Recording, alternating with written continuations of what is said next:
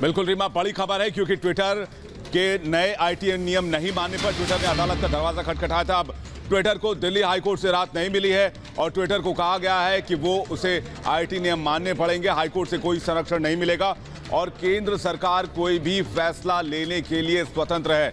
इससे पहले हमने देखा कि किस तरह से टकराव देखने को मिला था। पूर्व कानून मंत्री का ट्विटर हैंडल भी 1 घंटे के लिए डाउन किया गया था, जिसके बाद ये टकराव और ज्यादा बढ़ गया था। लेकिन ट्विटर अपनी बात पर अड़ा रहा और अब बड़ी खबर यह आ रही है कि हाईकोर्ट से राहत नहीं मिला है ट्विटर को और ट्विटर को लेकर कोई भी फैसला केंद्र सरकार ले सकती है। अखिलेश हमारे साथ इस वक्त जुड़ रहे हैं, सीधे उनके पास चलेंगे। अखिलेश, क्या है इस पूरी खबर के बारे में आपके पास जानकारी? और सबसे बड़ी बात कि हाईकोर्ट का दरवाजा तो खटखटाए लेकिन राहत नहीं मिली, यानी कि ट्विटर के लिए रास्ते अब आसान नहीं है। विवेक, मैं आपको बता दूं कि ट्विटर के सामने अब सिर्फ और सिर्फ एक विकल्प है। जिस तरह से पिछले 2 सुनवाई के दौरान हाईकोर्ट ने बुरी तरह से ट्विटर को फटकार लगाई, उसको देखते हुए अब सिर्फ एक विकल्प बचता है कि वो ग्रीवांस अधिकारी की अपनी अपॉइंटमेंट करे और जो नए आईटी रूल हैं उनको कैसे लागू करना है ये अदालत को बताए। इसके अलावा ट्विटर के पास अब कोई चारा नहीं है। वक्त की बात है, 28 जुलाई तक का वक्त दिया गया है। अंतिम बार हाईकोर्ट की तरफ से कहा गया है 28 जुलाई तक को सुनवाई होगी। उस दौरान आप पूरा प्रपोजल लेकर आए कि आपने किसको किसको नियुक्त किया। ट्विटर ने हालांकि कई बार वक्त मांगा कि हम इस पे प्रोसेस कर रहे हैं, हम इस प्रोसेस में जा रहे हैं, लेकिन कोर्ट ने साफ तौर पे कह दिया कि अब आपको कोई भी वक्त नहीं दिया जाएगा। अब उनको कोई प्रोटेक्शन भी नहीं होगा। जो पहले प्रोटेक्शन था, आपको मालूम होगा कि जब नए आईटी रूल आए उसके बाद भी कुछ दिनों तक इनको प्रोटेक्शन था, लेकिन इस तरह से प्रोटेक्शन अब कोई नहीं मिलेगा। अगर ट्विटर कोई गलती करता है तो नए आईटी रूल के मुताबिक इनके खिलाफ कोई एक्शन लेने के लिए केंद्र और राज्य सरकारें स्वतंत्र हैं। ट्विटर को कोई इम्यूनिटी नहीं है।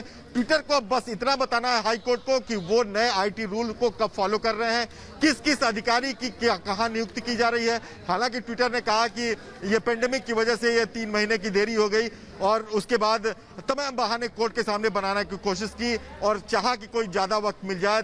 8 हफ्ते का वक्त मांगा शुरू में, लेकिन कोर्ट ने कोई इतना लंबा वक्त नहीं दिया। 28 जुलाई तक का वक्त दिया है और 28 जुलाई की सुनवाई में ये उम्मीद करिए कि ट्विटर को हर वो बातें माननी पड़ेगी जो नई आईटी रूल में दिया गया है। ये ट्विटर के लिए इतना बड़ा झटका है जो कि हाईकोर्ट को सामने आकर ये बोलना पड़ा कि हमारी तरफ से कोई संरक्षण नहीं है ट्विटर को, यानी अब केंद्र सरकार फैसला ले सकती है और उसकी पूरी छूट है। ये संकेत मिल गए हैं हाईकोर्ट से।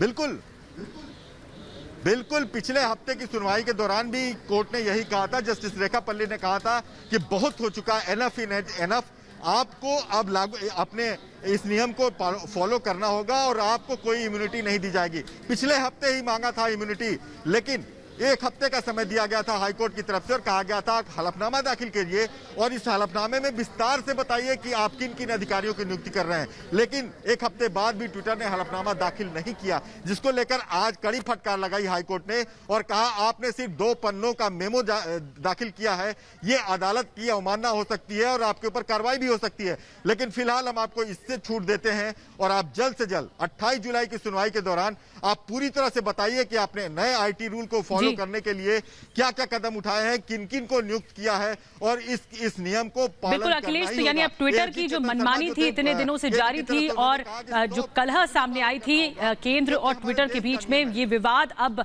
हाईकोर्ट की तरफ से कहा गया है कि हाईकोर्ट इसे संरक्षण नहीं देगा और इस पूरे मामले पर केंद्र सरकार फैसला ले सकती है। बहुत बहुत धन्यवाद आपका अखिलेश इस पूरी खबर तक हम तक पहुंचाने के लिए।